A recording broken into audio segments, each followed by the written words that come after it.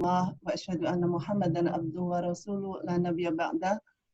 Alhamdulillah, segala puji bagi Allah yang telah memberikan begitu banyak kenikmatan kepada kita sehingga di tengah-tengah kondisi pandemi COVID-19 kita masih bisa bertemu, silaturahim, menuntut ilmu. Dan ini adalah sebuah kenikmatan yang luar biasa yang Allah berikan kepada kita. Salawat dan salam kita tujukan kepada uswah kita, teladan kita manusia agung Muhammad Sallallahu Alaihi Wasallam. Dan semoga semua yang ada di webinar Zoom kali ini, pengajian kali ini, mendapatkan syafaat nanti yaumil akhir. Yang saya hormati narasumber kita, Ustazah Al-Mukarramah, Ustazah Aisyah Dahlan, CHT, yang sudah bergabung dengan kita. Yang saya hormati pula Ibu Ketua Dharma Wanita Persatuan, Ibu Lali Awan, Ibu Desi Yon Arsal, Ibu Rima Frans. Yang saya hormati juga Ibu Ses, Ibu Nana Penny. Yang saya hormati Ibu-Ibu Ketua Unit DWP, Ibu-Ibu Pengurus dan semua anggota DWP se-Indonesia. Dan yang saya hormati Keputrian Salahuddin dan para Fiskawati DJP. Sebelum kita mulai acara kayak ini, saya akan membacakan susunan acara. Yang pertama adalah pembukaan, kemudian yang kedua adalah pembacaan ayat suci Al-Quran, yang ketiga adalah laporan Ketua Rohis DWP DJP, Ibu Dian Edi, yang keempat adalah tausiah dari Dr. Aisyah Dahlan CHT, dan yang kelima adalah, insya Allah nanti kita akan ada selingan hadroh, sambil kita menunggu pertanyaan dari ibu-ibu, yang keenam tanya jawab dan penutup. Semoga semua acara dilancarkan. Untuk memulai acara dan singkatnya waktu, maka kita buka majelis kita dengan membaca Bismillahirrahmanirrahim. Lanjut kepada acara yang kedua, yaitu pembacaan ayat suci Al-Quran yang akan dibacakan oleh Ibu Ida Perwira dan Bu Evi Jajang. Waktu dan tempat saya persilahkan Bu Evi dan Bu Ida, silahkan.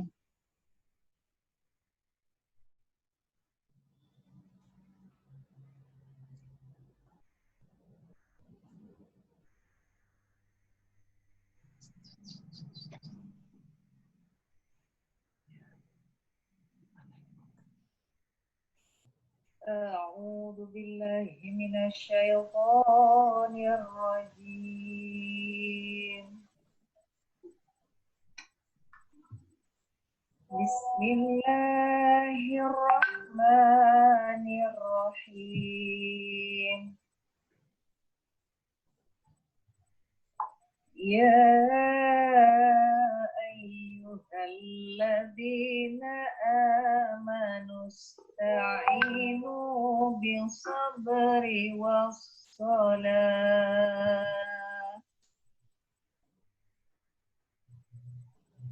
إن الله مع الصابرين ولا تقولوا لمن يقتل في سبيل الله أموات بل أحياء ولكن لا تشعرون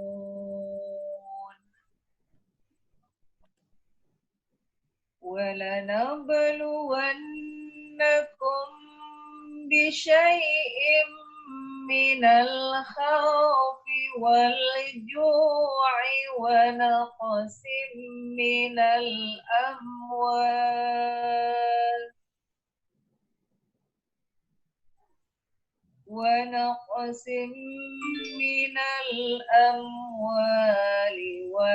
والأنفس والثمرات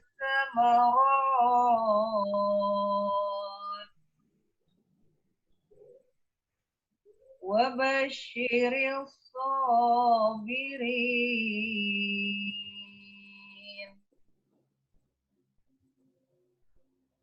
الذين إذا أصابتهم مصيبة qalu inna lillahi wa inna ilaihi raji'un.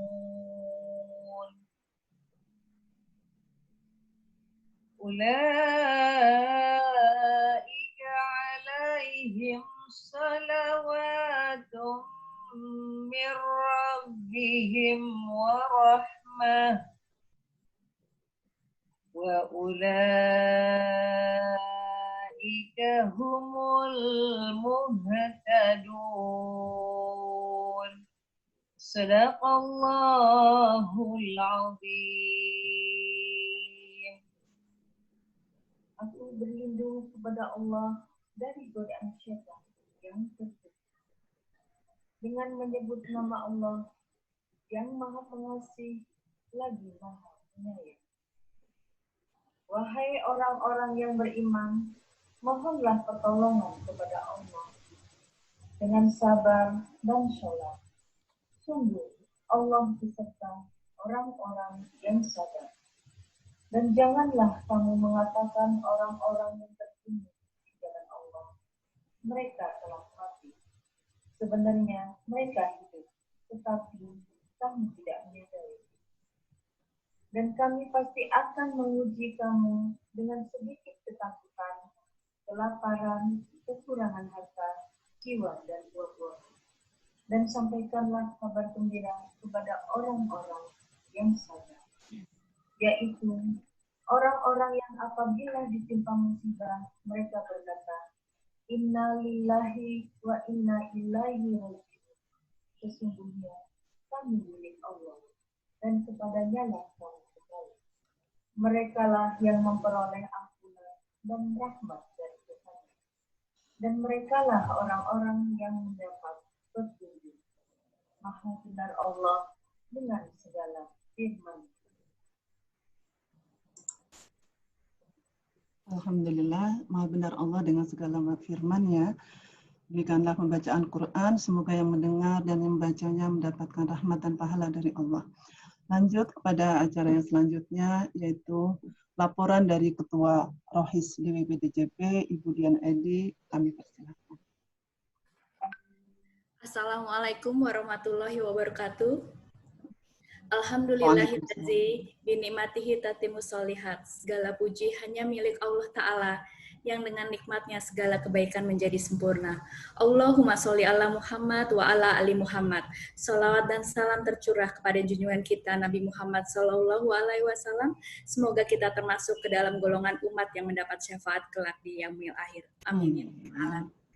Yang kami hormati Ibu Loli Awan, Ibu Desi Yon Arsal, Ibu Rima Frans, Ibu Nana Penny, beserta ibu-ibu para ketua kelompok di lingkungan DWP-DJP.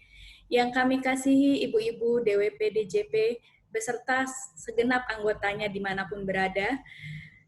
Juga yang kami sayangi ibu-ibu juga para fiskawati yang bertugas di DJP di seluruh penjuru Nusantara.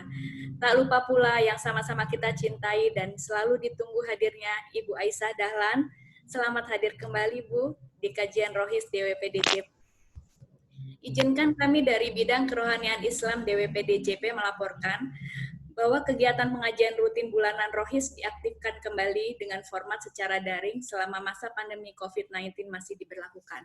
Kami mengusahakan agar kajian dapat hadir 2 kali dalam sebulan dengan tujuan untuk memberikan penguatan mental dan spiritual bagi kita semua dalam menghadapi periode yang tidak mudah seperti saat ini. Kondisi pandemi COVID-19 ini bisa jadi merupakan bagian atas apa yang telah difirmankan Allah pada surat Al-Baqarah 155. Dan sungguh kami akan berikan cobaan kepadamu dengan sedikit ketakutan, kekurangan harta, jiwa, dan buah-buahan. Bisa jadi apa yang kita hadapi saat ini adalah bentuk rasa takut yang disebutkan dalam ayat tersebut. Ketakutan atas berjangkitnya wabah COVID tanpa bisa dikendalikan oleh tangan manusia. Namun Allah juga menegaskan bahwa ini adalah hanya sedikit saja dan Allah pun telah memberikan jawaban apa yang harus kita tempuh, yaitu dengan sabar dan sholat. Termasuk mungkin di saat ini banyak dihadapi oleh sebagian besar kita di DJP, ada yang harus menjalani hubungan jarak jauh dengan pasangannya, juga berbagai penyesuaian diri yang mau tidak mau harus dibiasakan di dalam rumah tangga.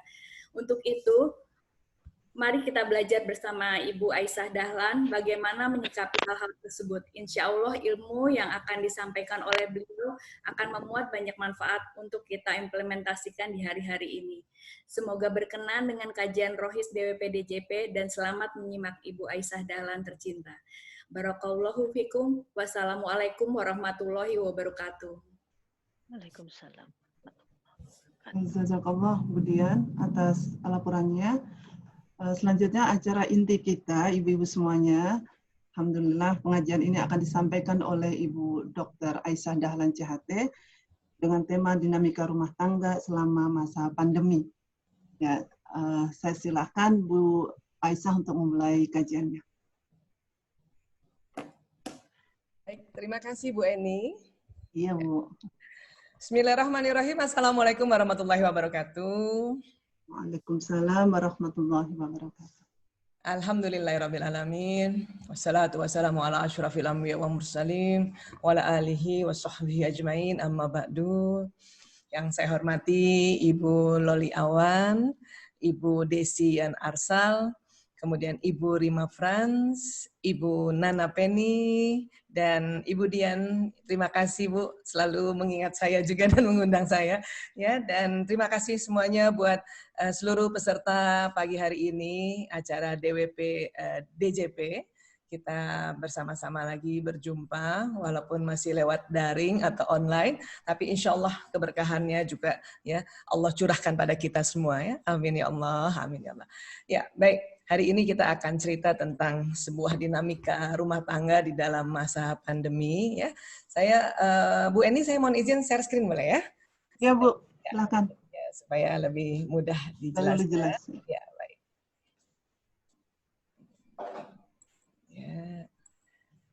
Ya, sudah terlihat ya? Ya, mulai. Ya, baik. Ya, kalau kita bicara dinamika itu sebetulnya kondisi sebuah kondisi yang ya dinamis ya, kadang berganti-ganti ya, dan tentu kita tahu selama kita pandemi ya sudah hampir 4 bulan lebih atau 5 bulan lebih kita menghadapi sebuah kondisi yang dimana semuanya ya kembali ke rumah. Nah, inilah sebuah kondisi yang sebetulnya ideal ya, hanya karena baru jadi kita ada shock culture ya. Dan saya mohon izin sedikit memberikan survei yang dilakukan oleh Komnas Perempuan ya. Jadi perubahan rumah tangga selama masa COVID-19 ini. Jadi survei ini nih tersebar di 34 provinsi ya, jumlah respondennya 2.285 orang. Jadi ini survei daring juga ya, survei online yang kemudian respondennya ini didominasi oleh perempuan yang usia dari 31 sampai 50 tahun, lulusannya SLTA dan S1 sederajat dengan penghasilan 2 sampai 5 juta, menikah dan punya anak ya. Jadi kita pengen tahu juga apa sih sebetulnya yang terjadi di negeri kita selama masa COVID-19 ya. Dan tentu masa COVID-19 ini mendorong adanya perubahan beban kerja ya, terutama beban kerja rumah tangga dan pengasuhan ya. Kemudian pengeluaran cenderung bertambah dan kekhawatiran akan kehilangan pekerjaan dan kesulitan mengakses belajar yang optimal ya. Jadi kita tahu semua, kita ibu-ibu, kita penambahan waktu kerjanya 2 kali lipat ya Bu. Karena ada tugas tambahan untuk mendampingi anak belajar di rumah yang biasanya dilakukan di sekolah ya. Dan memaksa kita juga untuk mempelajari teknologi belajar online. Saya di awal-awal juga bingung, tetapi karena anak-anak generasi mereka lahir generasi Z dan Alpha ini lahir di dunia teknologi ya, malah lebih canggih mereka. Cuman kita juga harus tahu, ya buktinya saat ini juga kita memerlukan teknologi online untuk bisa berjumpa ya. Jadi ini yang terjadi. Namun itu tadi kita tetap ya selain mendampingi anak, kita juga tetap harus masak ya, harus bersih-bersih dan sebagainya ya, Masya Allah. Jadi memang kerjaan kita ya 2 kali lipat lah ya. Dan ini tadi ada hasil surveinya, jumlah anak ternyata merupakan salah satu faktor yang mempengaruhi stres dan bertambahnya beban kerja serta menyebabkan pengeluaran yang juga semakin bertambah. Ya, saya juga punya anak 5 ya, ini juga terasa ya. Hanya yaitu tadi kita harus yakin bahwa Allah Maha Pemberi rezeki ya. Ya, banyak anak banyak rezeki ya, itu benar itu. Ya. Kemudian ini kekerasan dalam rumah tangga meningkat di masa pandemi Covid ini. Didominasi oleh kekerasan psikologis ya dan ekonomi tentunya ya. Kemudian kelompok yang rentan mengalami kekerasan ini itu terang saja kelompok perempuan. Kemudian kalau kelompok usianya antara 31-40 tahun, ya kelompok dengan status perkawinan menikah, kemudian kelompok penghasilan kurang dari 5 juta rupiah nih rentan banget juga mengalami kekerasan ya. Kelompok yang memiliki jumlah anak 3-5 orang atau lebih dari 5 orang. Dan kelompok yang tinggal di provinsi yang teridentifikasi jumlah kasus COVID-nya tertinggi di Indonesia. Ya, jadi kalau dikatakan zonanya merah gitu atau merah tua, wah itu terjadi kekerasan dalam rumah tangga karena apa? Makin tegang dia ya. Kemudian anak teridentifikasi sebagai korban kekerasan dalam rumah tangga ya, tentu saja setiap orang tuanya bertengkar pasti anak yang kena juga ya. Tetapi anak juga di dalam survei ini teridentifikasi melakukan kekerasan juga dalam rumah tangga ya, karena bosan mungkin ya. Karena bosan ya sudah mulai cemburu antar saudara gitu ya. Malah jadinya mukul dan sebagainya ya. Dan ini sebenarnya bukan hanya di Indonesia, di luar negeri juga ya. Kemudian ini tadi persoalan ekonomi berpeluang dalam mendorong kekerasan fisik dan seksual dalam rumah tangga ya. Jelas saja ya, karena tegang banget ini, jadi hal-hal ini terjadi ya. Dan ini ya menurut lembaga layanan untuk menerima laporan, mereka mengatakan upaya melaporkan kekerasan di lembaga layanan menurun angkanya di masa pandemi ini karena sikap diam saja ya, atau memberitahukan kepada saudara, teman, dan atau tetangga menjadi pilihan perempuan yang berstatus menikah. Jadi lebih senang kita ibu-ibu nih kalau kena KDRT ngadunya sama saudara, teman, atau tetangga. Ya. Kemudian ya masih rendahnya kesadaran publik untuk menyimpan kontak layanan pengaduan. Ini salah satu kontak layanan pengaduan kalau untuk Jakarta. Jadi layanan pengaduan itu bukan hanya di Jakarta. Kalau nanti ibu searching layanan pengaduan KDRT ya, itu di setiap tempat ada ya, dan ini sudah lengkap ya mereka ya. Tapi itu tadi kita berdoa untuk kita dijauhkan dari hal itu. Namun kalau ada keluarga, tetangga dan sebagainya, kita bisa minta mereka mengadu ya pada Komnas Perempuan atau lembaga-lembaga yang memang mengkhususkan untuk mendapatkan layanan mendampingi orang-orang dalam kondisi KDRT, terutama perempuan ya. Di pandemi ini meningkat rupanya KDRT. Ya. Terus masalah kerja dari rumah dan belajar dari rumah, ya ini tadi jaringan internet nggak stabil, makanya anak-anak suka kesel, anggaran untuk kuota internet yang kurang, ya. Dan bagaimana menggunakan teknologi yang ada kerap menjadi permasalahan yang muncul selama masa pandemi COVID-19 ini. Ya. Kenapa? Karena memang kita belum siap segi daring, dan juga infrastruktur teknologi belum tersedia secara merata, termasuk keamanan datanya di 34 provinsi di Indonesia. Ya. Ini anak-anak yang nggak bisa pakai daring, ya. Akhirnya mereka membaca buku paket, dan ini banyak sekali, terutama daerah-daerah yang masih sulit dijangkau teknologi daring. Ya. Atau ada juga yang cuma bisa lewat HP saja gitu, yang nggak punya laptop, nggak punya gadget yang lain, ya. Nah ini tambahan kerja kita, tapi ini sebetulnya ya orang tua itu adalah pendidik pertama dan utama sebetulnya, apalagi ibu ya. Jadi ini betul-betul dikembalikan ke fungsi kita sesungguhnya ya sebetulnya. Dan ya tetapi tetap ada hikmah pandemi. Ya. Profesor Dr. Kiai Haji Nasaruddin Umar mengatakan bahwa di balik setiap musibah pasti ada hikmahnya ya. Tadi Budian juga sudah memaparkan ini ya, dan beliau mengatakan virus corona atau COVID-19 ini siapa tahu itu adalah utusan Tuhan yang membawa misi tertentu, mengajak kita untuk menjadi benar ya. Dan Agim mengatakan pertama semakin yakin bahwa Allah sungguh Maha Kuasa. Jadi hikmah pandemi itu ya. Kemudian Allahu Akbar, Allah Maha Besar, dapat menjadikan dunia dan seisinya bertekuk lutut dengan takdir yang terjadi. Dan kedua, hikmahnya kita semakin sadar dan harus mau mengakui kalau manusia itu sebenarnya tidak berdaya, mau sepintar apapun, sekaya apapun, sesehat apapun, ternyata ketika didatangkan wabah virus menjadi lemah dan ini tulis Agim dalam akun Instagramnya hari Kamis 11 Juni tahun 2020. Ya, dan kita rasain juga ini ya, Bu. Dan sebetulnya hikmah pandemi, Masya Allah, ya, benar-benar kembali pada keluarga, bisa beribadah jamaah sama keluarga berbulan-bulan. Ya. Teman-teman yang Nasrani, Katolik, Hindu, Buddha juga begitu, mereka merasakan. Ya.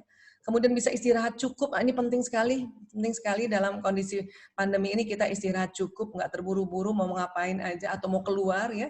Karena nanti pada saatnya betul-betul kita harus juga sudah bisa aktivitas keluar, namun virus corona masih ada dengan kita istirahat cukup, ya, cukup tidur, cukup makan, cukup minum, dan cukup gerak, itu membuat stamina meningkat, ya.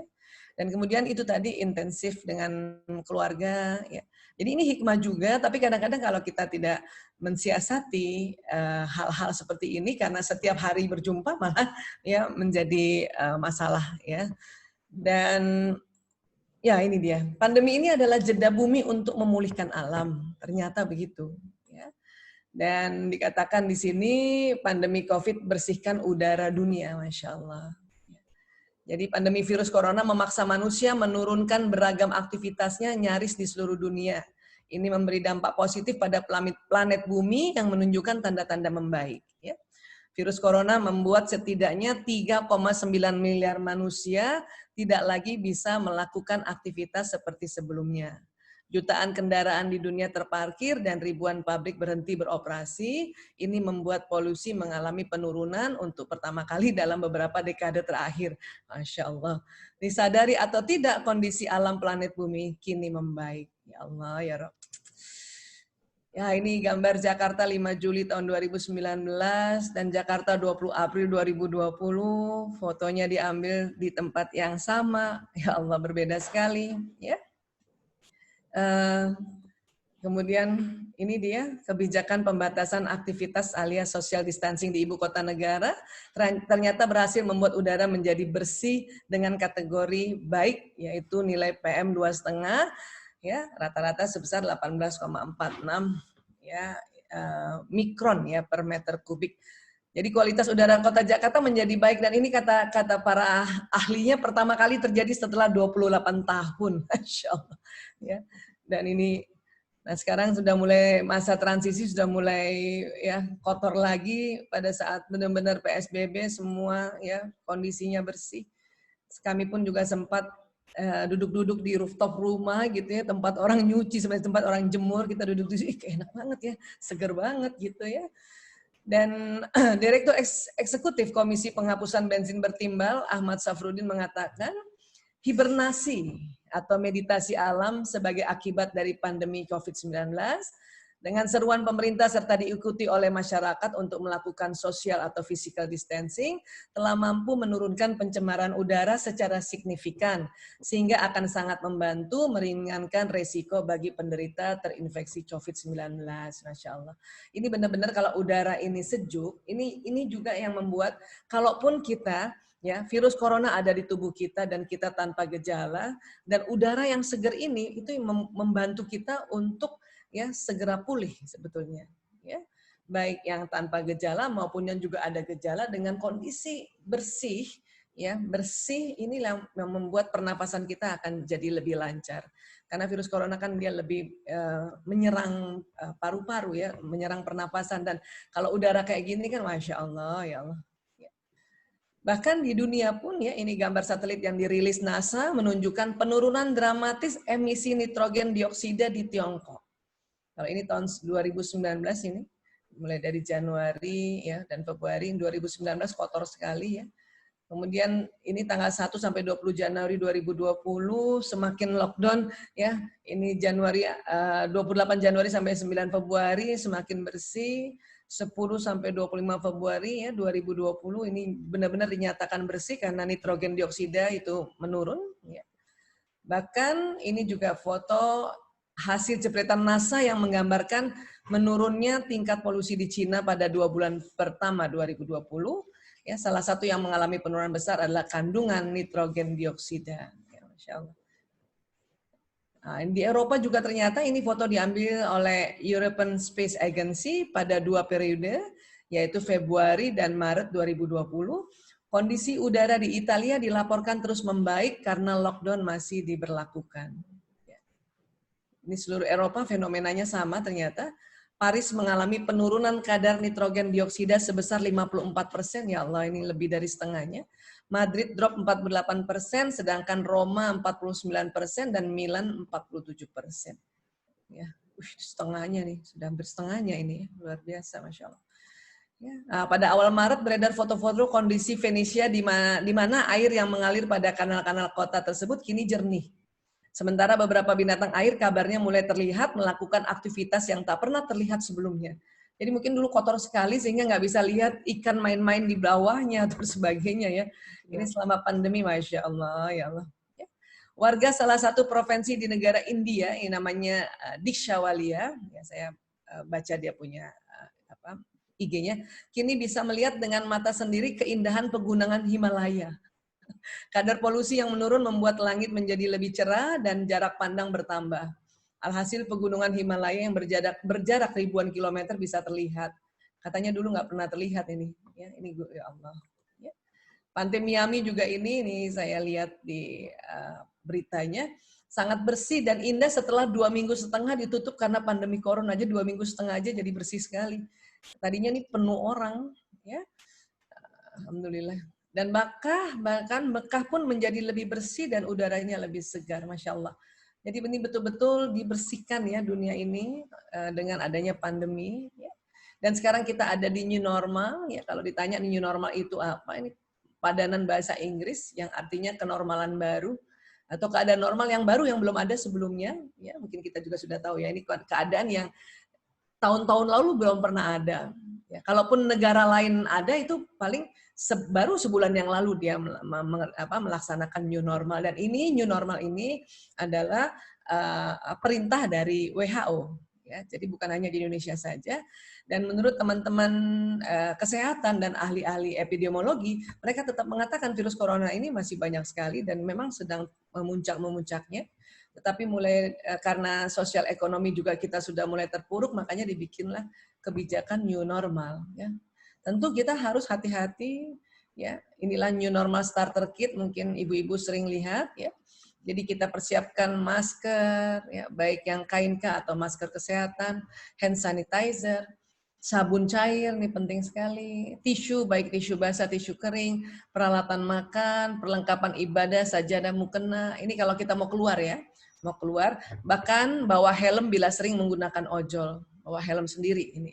Kemudian perilaku yang diminta adalah jaga jarak antara 1-2 meter, ya, tidak berjabat tangan, padahal dulu ini sesuatu yang luar biasa dan sesuatu yang sangat kita sering lakukan. Sekarang malah kita aneh kalau ada orang salaman di tengah pandemi.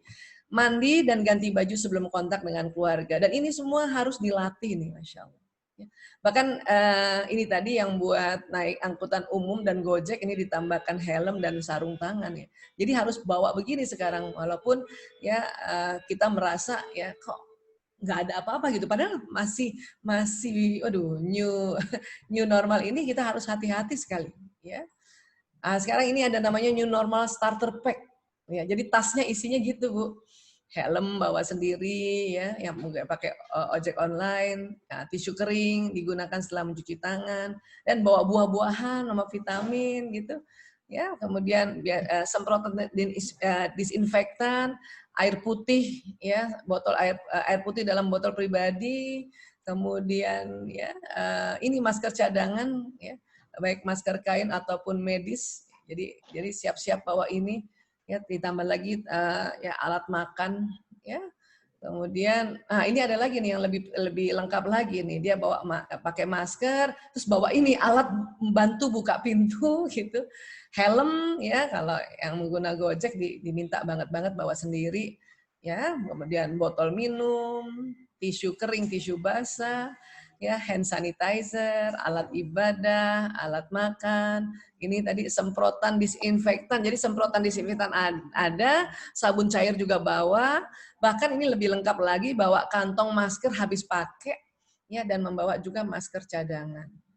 Nah, ini isinya starter pack-nya dalam kondisi new normal. Mau nggak mau, apalagi yang sudah mulai bekerja tentunya kan ya tidak 1-2 jam di luar rumah. Kalau kita cuman misalnya mau ke ya supermarket dan sebagainya, mungkin kita tidak bawa seperti ini. Yang penting masker, kalau perlu face shield gitu ya. Kenapa? Karena sifat, kita harus paham juga ini sifatnya virus corona. Dia senang menempel di mukosa, ya, baik mukosa mata, hidung maupun mulut. Makanya daerah sinilah yang harus kita lindungi. Ya. Sebisanya pakai masker juga dan pakai face shield, dan nggak usah malu teman-teman, nggak usah malu ibu-ibu, dan nggak usah merasa ih lebay banget gue pakai ini, nggak perlu pakai gitu ya. Kenapa? Karena memang kita diminta untuk menjaga ini semua ya. Dan sekarang face shield kan ada yang unik-unik ya, dan nggak terlalu besar juga, yang penting dari mata ini sampai mulut tuh tertutupi ya. Tentu social distancing ya. Ada yang mengatakan 3 kaki atau 1 meter ini minimal. Kenapa? Karena sifat daripada virus corona yang ada pada seseorang dan kemudian orang itu bersin atau batuk, dia loncatnya 1 meter tuh. Ya. Bahkan ada yang mengatakan lebih baik agak jauh lagi 2 meter. Ya, antara 6 kaki sampai 8 kaki. Ya. Tentu ya itu tadi sekarang sudah dimulai dibuat kayak begini, dan ini harus kita patuhi. Karena banyak orang juga merasa nggak apa-apa deh duduk juga di sekitar sini ya. Nah kan ya, ini ada radar Cianjur bilang harusnya kayak gini nih, jangan cuma 1, karena kan kalau 1 belum tentu 1 meter itu ya. Ini kayak gini, dan ini harus patuh ya, harus patuh banget. Ya. Di restoran sekarang kita sudah lihat juga ya, ada yang di Silang, di Candrang, kita harus patuh ini, harus patuh. Kenapa? Karena betul-betul kita mencoba untuk ya bisa berdampingan dengan virus corona ini, tetapi itu tadi karena dia baru, maka daya tahan tubuh kita belum lagi bisa ya mengatasi virus corona yang baru ini. Ya. Dan memang vaksin juga belum ada. Ya. Kan kita nggak harus nunggu vaksin baru kita beraktivitas juga ya. Kita sekarang bisa, tetapi itu tadi patuhi ini. Ya. Nah, itu juga nanti di pesawat juga begitu sekarang. Makanya pesawat nggak bisa penuh. Ya. Dan itulah mungkin ongkos transportasi untuk pesawat jadi tinggi karena ini harus kosong-kosong kayak gini.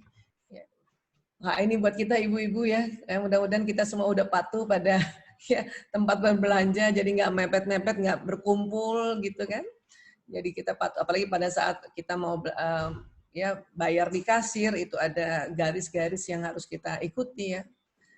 Di kantor juga begitu sekarang ya, makanya mengapa di kantor juga tidak bisa full bisa hadir di kantor ya. Kemudian ini harus ya ruangan dibuat settingnya sedemikian rupa antara orang satu dengan orang satu sebagusnya 1,5 meter.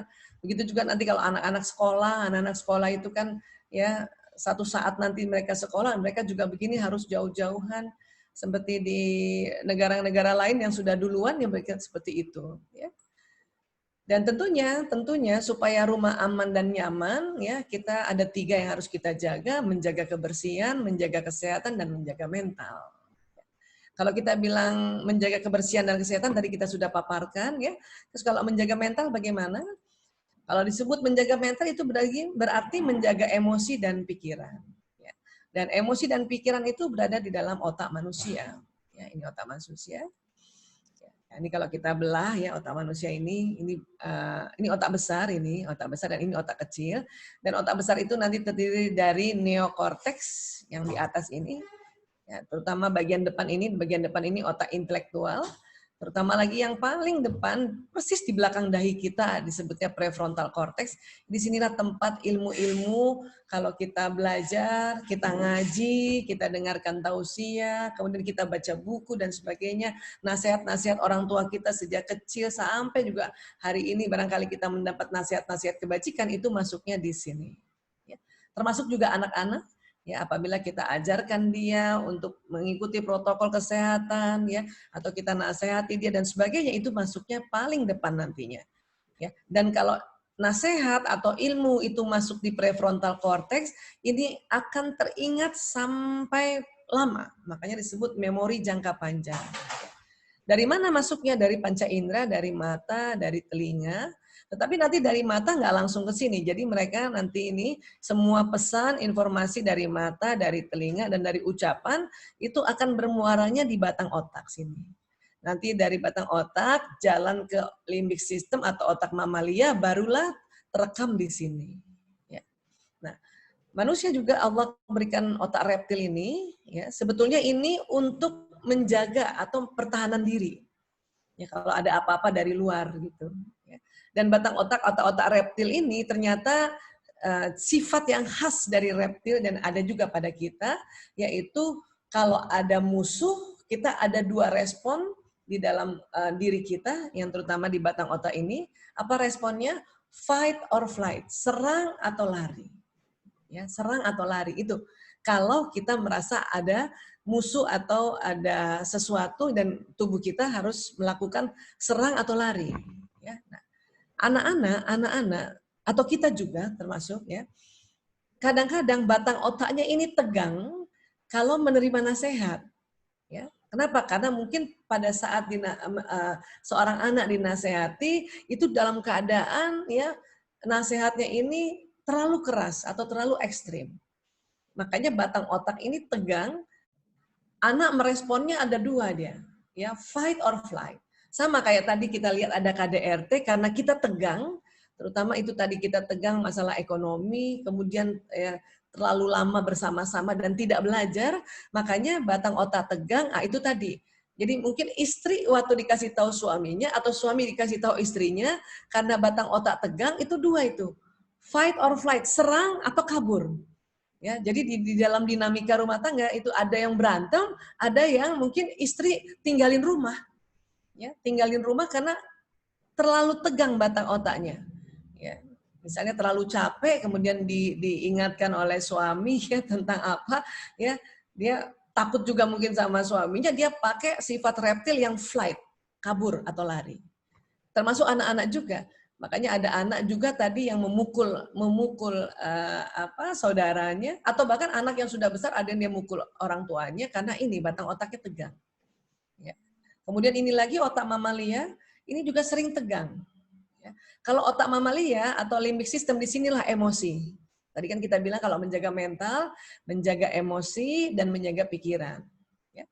Kalau menjaga pikiran artinya kita harus juga ya mendapatkan informasi-informasi yang akurat sehingga ilmu kita di sini juga mulai terisi, ya, terisi. Hanya itu tadi pada saat kita mendengarkan ilmu atau mendengarkan berita dan kita tegang atau takut, maka batang otak ini tegang dan otak mamalia tegang, ini otak emosi tegang.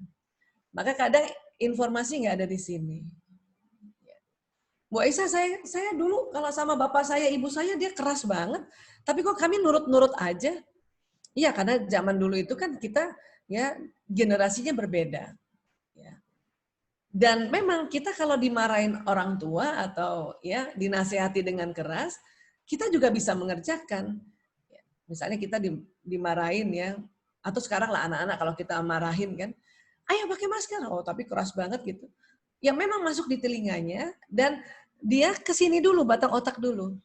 Batang otak tegang sebetulnya. Kepengennya tuh anak itu maunya dia pukul orang tuanya atau kabur. Dia tinggalin masuk kamar, dia kunci. Kalau ada anak dinasehatin dan responnya tinggalin kita masuk kamar kunci, itu berarti batang otaknya tegang. Ya. Tapi ada anak juga, dia tetap mengikuti yang diperintah. Kenapa? Karena perintah itu masuk di telinga, ditangkap oleh batang otak, kan jalan ke sini, ke sumsum tulang. Ya, nanti perintah dari sumsum tulang ini jalan ke sistem saraf seluruh tubuh. Artinya di sini juga ada simpanan memori di sini, di batang otak ini. Hanya simpanan memorinya itu sebentar, 1 kali 24 jam saja. Makanya anak patuh cuma 1 kali 24 jam. Besoknya nggak patuh lagi, kita marahin lagi. Ya, pas kita marahin dia masuk di sini, ya. Tapi itu tadi dia kerjakan dengan marah, dengan kesel. Kenapa? Karena ini juga tegang. Ya, dia bisa kerja, tapi 1 kali 24 jam. Besok terpaksa ditegur lagi.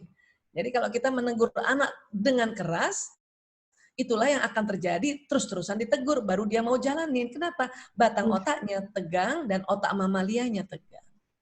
Ya. Nah, tapi kalau kita menyampaikannya dengan lembut, batang otak rileks, otak mamalia rileks, itu nanti masuk ke sini. Besok-besok nggak usah dikasih tahu, dia pasti ngerjain. Kenapa? Karena informasi yang tersimpan di prefrontal cortex ini jangka panjang. Ya. Jadi beginilah sebetulnya kerja otak dan bagaimana supaya batang otak ini ya tidak tegang atau darinya tegang jadi rileks. Dan kemudian otak mamalia ini juga yang tadinya tegang menjadi rileks. Itu yang kita mau menjaga mental kita ini. Ya. Dan kalau otak mamalia ini sistem emosi ada di sini dan lebih variasi, nggak cuma 2. Kalau batang otak cuma 2, fight or flight. Kalau mamalia lebih variatif, ya. Nah ini lebih variatif, ya. Kurang lebih ada 10. Dan bentuknya persis kayak tangga. Ya, ini yang di sini otak mamalia. Dan ini semua ada di otak kita dan tidak bisa hilang. Ya, kita perbesar ya. Nah ini. Kok jadi kayak tangga? Iya, karena setelah diteliti, itu pada saat orang sedih, takut, dan sebagainya, itu pas diteliti pakai EEG, itu ternyata ya level energinya bertingkat. Ya. Paling tinggi, paling baik. Ini kondisi pencerahan. Bisa antara 700 sampai 1000 Hz. Pencerahan.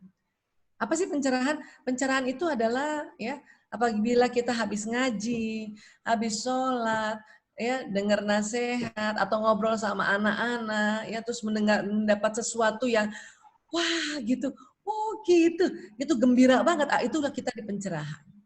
Ya. Itulah makanya saya sangat gembira ya. Tadi dapat berita dari Bu Dian sebulan 2 kali ya Bu ada kajian ya di DWPPD DJP ya, DWP DJP ya. Itu luar biasa itu. Karena biasanya kalau habis kajian kita sering berada di pencerahan.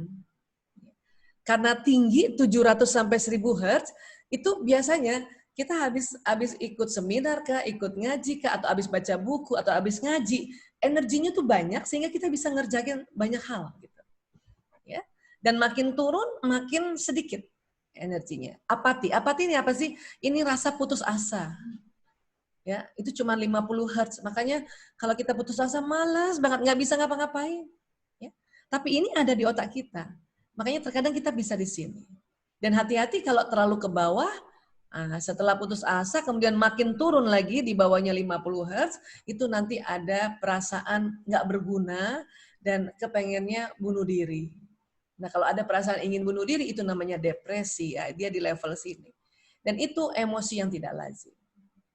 Sedih lebih tinggi sedikit dari apati. Makanya orang sedih masih bisa juga kerja. Kalau kita sedih masih juga kita masak, tetapi lemas banget. Kenapa? Karena cuma 75 Hz. Takut lebih tinggi lagi. Misalnya kita takut dengar kabar corona, waduh makin merajalela, tetapi masih bisa nih kita masakkan anak sambil takut. Masih bisa, kenapa? Karena 100 Hz. Ya, masih bisa melakukan sesuatu, tapi kondisinya takut. Ya. Las ini buru-buru. Maunya cepet aja. Ini juga jadi lebih tinggi dari takut. Makanya kalau kita mengerjakan dalam kondisi buru-buru, itu bisa. Ya. Kenapa? Karena 125 Hz. Bisa. Cuman ya itu tadi, mengerjakan sesuatu dengan buru-buru, kadang hasilnya juga buru-buru. Ya. Marah lebih tinggi dari las. Ya. Anger lebih tinggi dari las. Kenapa? Karena 150 Hz. Kita ngerjain nyetrika, masak sambil marah, itu bisa. Tapi tentu hasilnya ya mungkin jelek juga hasilnya. Ya. Sombong rupanya di atas 150 Hz. Ya. Sombong ini merendahkan orang lain. Jadi kita bisa kerja sambil merendahkan orang lain karena tinggi 175. Ya. Bu Aisyah gimana sih kalau sombong? Saya beberapa ulama saya dengarkan ya. Jadi ibu-ibu kalau kita pakai baju dan baju kita kualitasnya bagus, kita pakai ya sebagai wujud rasa syukur ya, itu bukan sombong. Syukur tuh di sini. Tapi kalau kita pakai baju kita yang bagus kah, ya punten, mobil yang bagus kah, rumah yang bagus, tapi kita merendahkan orang, ya kita bilang kamu nggak punya kan baju kayak gini, itulah sombong, ya. Ya itu di sini, ya. Nah, yang bagus adalah mulai dari sini, semangat, courageous. Kenapa? Itu tadi 200 Hz. Ya. Kemudian bersyukur. Nah, di sini bersyukur 350 Hz. Ya. Kita bekerja dengan bersyukur tuh enak banget. Ya. Damai, peace. Di sini rasanya tenang gitu. Damai ini tenang, ya. nggak banyak bicara juga, tetapi mukanya sumringah gitu. Kenapa 600 Hz? Ini senyum, ini bibir bisa diangkat dengan asik. Apati juga diam, tetapi ini bibir ke bawah. Kenapa? Karena cuma 50 Hz. Ya. Dan paling asik ini di pencerahan. Ini makanya kenapa kita suka dengar-dengar ya ilmu entah di mana sekarang lebih mudah lagi dengan media sosial, tinggal searching sambil ya sambil masak atau sambil duduk-duduk. Kita langsung oh gitu, ada kalimat oh gitu, itulah pencerahan. Ya. Dan kalau kita masukkan ke dalam ilmu nafsu lawwamah ini yang di bawah, nafsu amarah ini yang di tengah, dan inilah nafsu mutmainnah. Inilah yang dikategorikan zona ikhlas. Ya, jadi ciri-ciri ikhlas tuh ada di sini. Ya. Kita mengerjakan, kita ya bantuin anak-anak, ya mendampingi di PJJ dengan semangat gitu. Ayo, itu berarti ikhlas. Ya.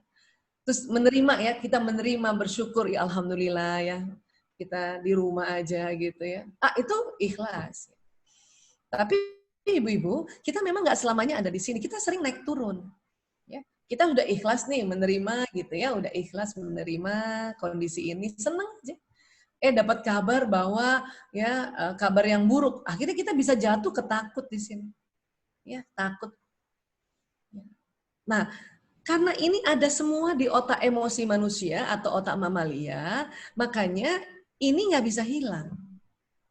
Untuk itu makanya kalau kita mau memanage emosi kita dan kita misalnya sedih, terus kita bilang, ya Allah, hilangkan sedihku, itu kurang cocok sebetulnya untuk komposisi otak. Jadi yang lebih cocok, ya Allah, angkat sedihku.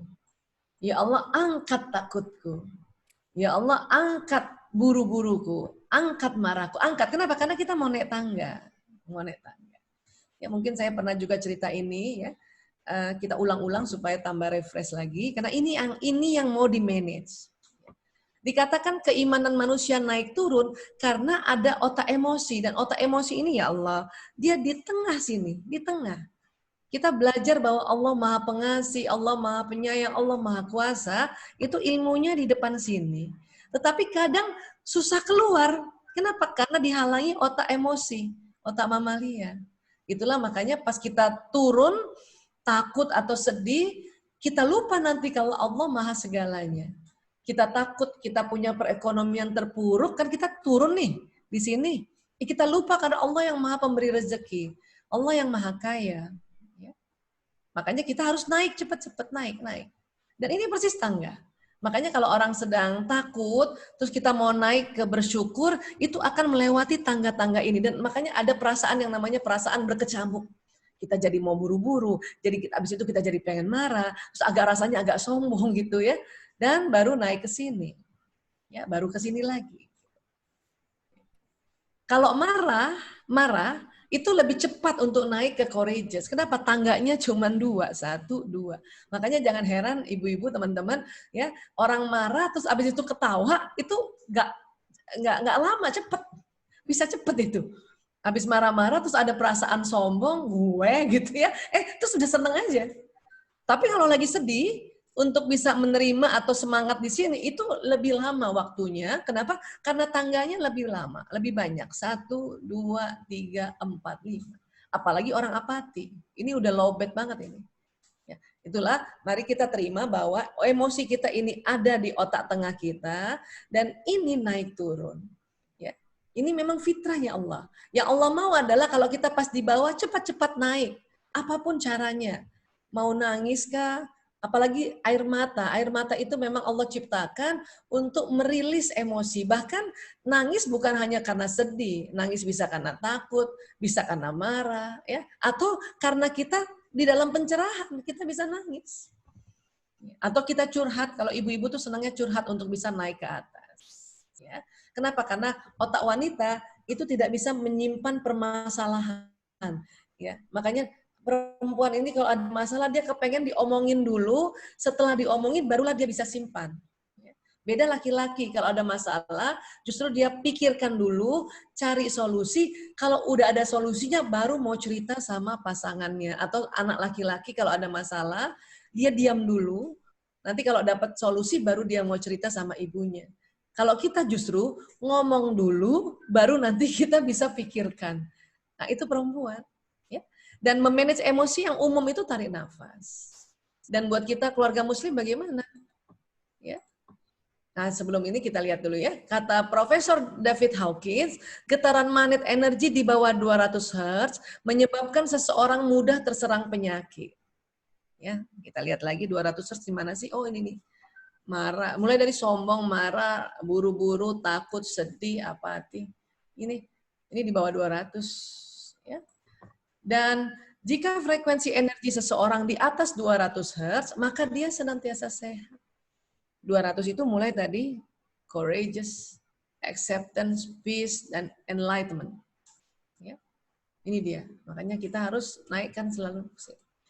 Ya, bahkan Profesor David Hawkins mengatakan di dunia ini dia telah melihat orang yang mempunyai frekuensi positif antara 700 Hz sampai 1000 Hz, maka kekebalan tubuh dan vitalitasnya sangat tinggi.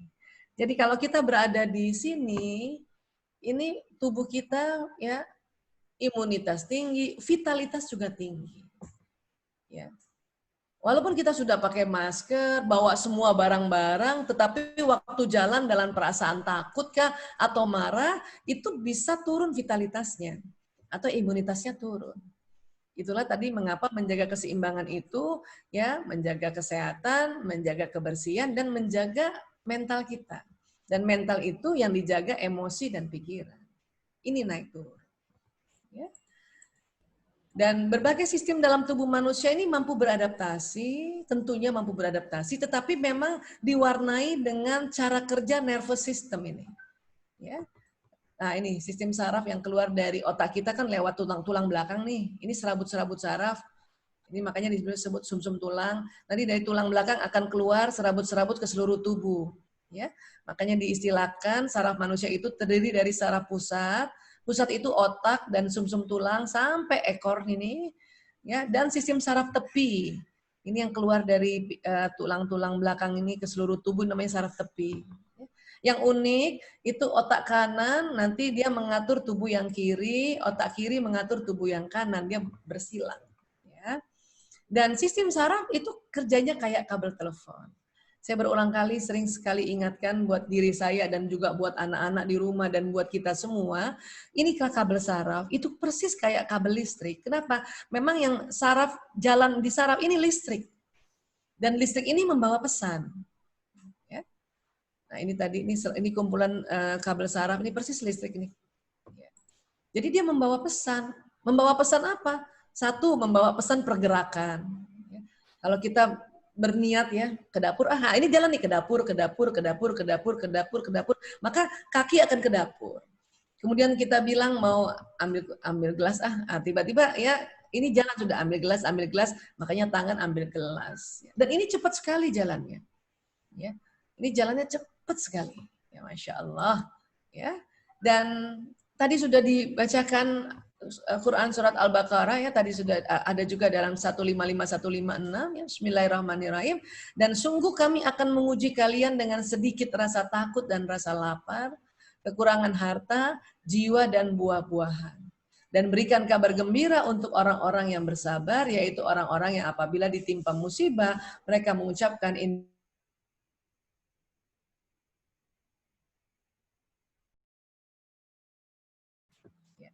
Dan ini luar biasa ya. Selama ini mungkin kita sudah ucapkan innalillahi, tetapi untuk musibah besar saja. Kematian kah, gempa bumi, kebakaran.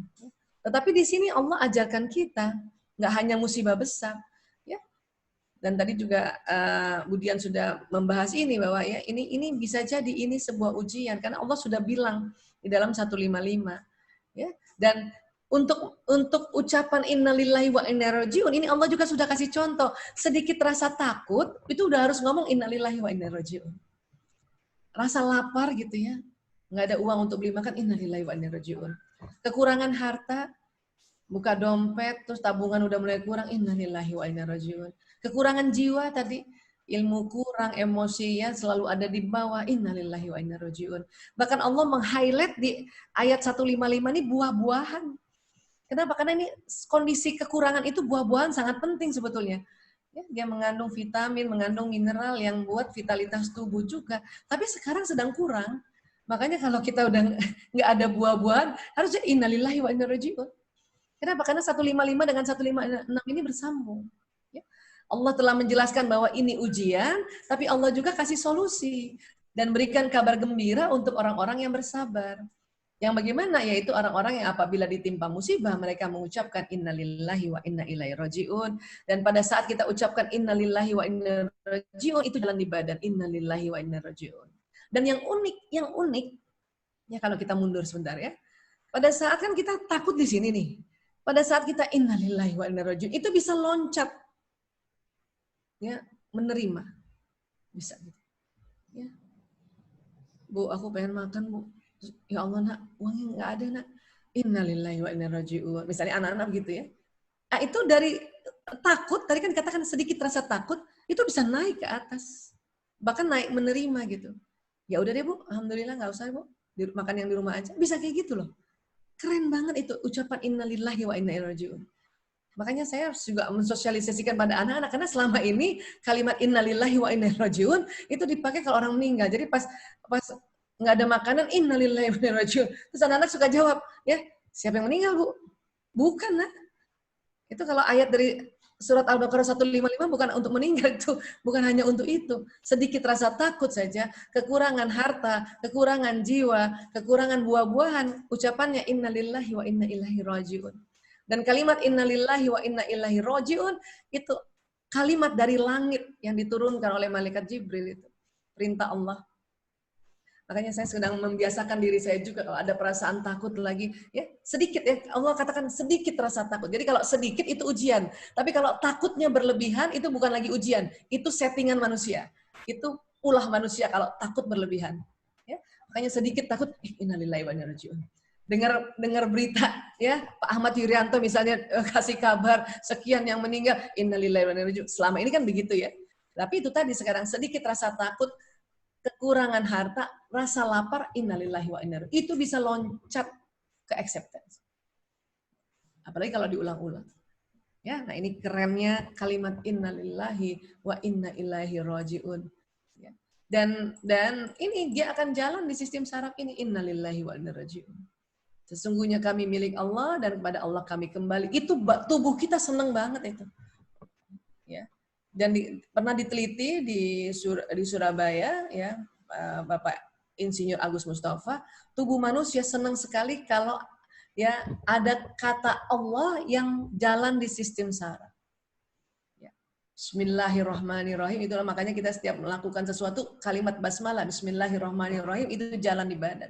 Ya. Dengan nama Allah yang Maha Pengasih lagi Maha Penyayang, itu seluruh badan, paru-paru, lambung dan sebagainya itu senang sekali. Makanya sebisanya pada saat ucapkan ya Bismillahirrahmanirrahim itu diresapi, Bu. Bayangin sambil jalan di seluruh tubuh. Termasuk juga innalillahi wa inna ilaihi raji'un.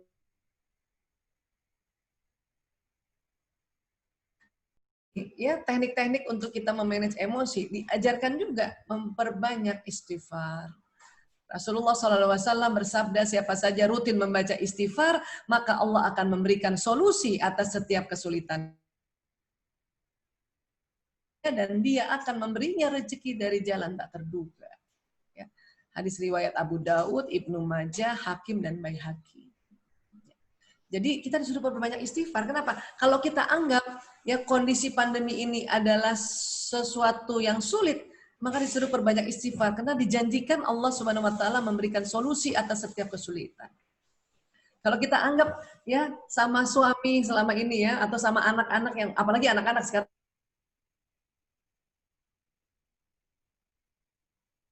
karena dia petugas kesehatan ya, saya sekali-sekali aja ya berkecimpung di unit narkoba. Ya. Nah, jadi kalau kita anggap ini masalah bersama anak bersama-sama, itu disuruh banyak istighfar. Ya, kenapa? Karena Allah Subhanahu Wa Taala memberikan penyelesaian bagi setiap permasalahan. Dan kalau kita buka dompet dan uang kita sedikit, kita disuruh banyak istighfar aja dulu. Ya. Pantang lagi buka dompet, uang sedikit, mikir pinjem uang siapa ya, minta sama siapa ya. Itu kadang lebih banyak kecewanya. Makanya diajarkan perbanyak istighfar aja. Kenapa? Karena Allah Subhanahu Wa Taala memberi rezeki dari jalan tak terduga. Ya. Setiap orang itu dikatakan rezekinya 99 pintu, Masya Allah. Gaji itu baru 1 pintu. Buat ibu-ibu yang kerja, gaji ibu-ibu itu 1 pintu. Gaji dari suami itu 1 pintu lagi ya, baru 2 pintu dari 98. Ya, masih ada pintu yang lain ya. Nah makanya disuruh berbanyak istighfar. Astagfirullahaladzim. Ya. Untungnya kita terbiasa ya Bu istighfar ya, itu udah keren banget Bu. Buka dompet nggak ada uang, astagfirullahaladzim. Itu udah bener. Ya, itu udah bener banget itu. Teruskan. Ya, tinggal diperbanyak. Ya, kenapa? Karena itu tadi Allah akan memberi rezeki dari jalan tak terduga. Ya. Namun kita refresh sedikit ya. Diminta pada saat zikrullahnya itu atau kalimat thayyibah yang kita ucapkan dilafazkan berbisik. Ya. Astagfirullahaladzim. Ya. Bu Aisyah kalau dalam hati gimana? Dalam hati juga dia jalan. Astagfirullahaladzim. Dia jalan ke sistem saraf. Ya, aku mohon ampun pada Allah yang maha tinggi. Dia jalan itu astagfirullahaladzim. Dan istighfar juga, batang otak di sini itu yang tadinya tegang jadi rileks. Innalillahi wa inna ilaihi rajiun juga begitu. Batang otak jadi rileks, otak emosi jadi rileks. Istighfar juga begitu. Namun kalau dilafazkan secara berbisik, ya, bukan dibatinkan, astagfirullahaladzim. Nah itu rupanya selain kalimat istighfar jalan ke sistem saraf, waktu membisikkan kalimat-kalimat tersebut, itu karbon dioksida keluar. Astagfirullahaladzim. Nah pada saat karbon dioksida keluar, emosi yang negatif itu juga ikut keluar. Dan pada saat karbon dioksida keluar banyak, hidung akan tarik oksigen. Kalau kita coba ya, kita istighfar ya. Astagfirullahaladzim. Perhatikan hidung setelah istighfar. Astagfirullahaladzim. Hidung langsung tarik oksigen banyak. Dan nanti masuk ke paru-paru, terjadi pertukaran di paru-paru, dibawa ke oksigen, dibawa ke jantung, jantung memompa darah ke atas yang bawa oksigen. Keren banget. Makanya batang otak akan rileks, otak emosi rileks. Makanya ilmu-ilmu yang selama ini kita udah taklim, sebelum pandemi kita ingat lagi. Ilmunya kan di sini. Ya, astagfirullahaladzim. Nah, maka setiap istighfar kan disuruh perbanyak. Jadi mohon setelah istighfar 1, 2, dan 3, kasih jeda sedikit untuk hidung tarik oksigen. Selama ini kita udah istighfar, kita sudah perbanyak istighfar, hanya kita tidak berikan sedikit jedanya. Astagfirullahaladzim, astagfirullahaladzim, astagfirullahaladzim. Nah, oksigen yang ditarik di hidung jadinya cuma sedikit. Jadi kita kasih jeda sedikit. Astagfirullahaladzim, astagfirullahaladzim. Biarkan hidung tarik oksigen dulu. Ya. Bu Aisyah kan kita nafas biasa juga tarik oksigen. Iya betul Bu. Tetapi nafas biasa nih, kayak kita nih sekarang, itu oksigen yang ditarik cuma 1 liter. Bu Aisyah, gimana kalau kita ambil oksigen, tarik nafas dulu? Iya, itu juga oksigen akan lebih banyak diambil, ya, sekitar 3 liter. Kalau tadi nafas biasa 1 liter, kalau tarik nafas dulu baru hembuskan nafas, mengembuskan karbon dioksida, itu sekitar 3 liter. Tapi uniknya, kalau kita keluarkan karbon dioksida dulu, oksigen yang ditarik sekitar 5 liter. Itulah makanya mengapa pada saat kita berzikir, kita ucapkan kalimat-kalimat thayyibah, itu kita jadi segar. La ilaha illallah. Hidung tarik oksigen. Ya. Astagfirullahaladzim. Nah, itu tarik oksigen. Inna lillahi wa inna ilaihi raji'un. Nah, itu tarik oksigen. Ya. Terutama 3 kalimat itu. 3 kalimat ini, oksigen yang ditarik lebih banyak. Kenapa? Karena karbon dioksida yang keluar lebih banyak. Dibanding kalimat Alhamdulillah. Itu karbon dioksida nggak terlalu banyak keluar. Kenapa? Huruf jahrnya lebih sedikit dibanding istighfar. Dan dibanding tahlil. Ya. Makanya kan kita mengucapkan hamdalah itu kan pada saat kita gembira kan. Alhamdulillah. Itu artinya tidak terlalu banyak oksigen yang dibutuhkan di hidung untuk merilekskan otak. Tapi kalau kita emosinya di bawah tadi, mulai dari takut ya, yang di bawah tadi itu yang kurang dari 200 Hz, itu kita ucapkannya astagfirullahaladzim. Kita marah sama anak kan kita gitu kan, astagfirullahaladzim. Makanya abis teriak gitu itu seger banget, Bu. Apalagi teriak, seger banget. Ya, la ilaha illallah. Itu seger banget, Bu. Kenapa? Hidung ketarik gitu. Cuman masalahnya kalau kita ucapkan istighfar, ucapkan tahlil dengan terlalu tinggi nadanya, yang kita seger, anak yang nggak seger. Kenapa? Batang otaknya tegang. Ya, nah, jadi inilah kira-kira teknik untuk kita memanage mental kita, ya. Tapi tolong dilafazkan berbisik, ya, berbisik. Kenapa? Rupanya kalau kita berbisik, batang otak dan otak emosi itu, ya, dia merekam apa yang kita bilang. Itulah makanya pada saat kita sholat kita berbisik kan, subhanallah, subhanallah. Itu membujuk limbik sistem, ya, dan otak reptil dibujuk-bujuk. Itu makanya mengapa kalau kita sholat, ya, dilafazkan sedikit berbisik, ya. Dan terakhir, ya, mungkin saya pernah juga cerita mungkin sebelumnya, ya, waktu kita jumpa, ya, sistem holistik manusia kayak gini. Selain kita belajar sistem saraf tadi, kita juga sudah belajar badan seluler ini. Ya, saya mau cerita juga bahwa tubuh manusia keluar nur atau cahaya. Tubuh manusia ini keluar, kalau ini bahasa fisika, ini kajiannya fisika, ya, tapi fisika kuantum, bukan fisika klasik.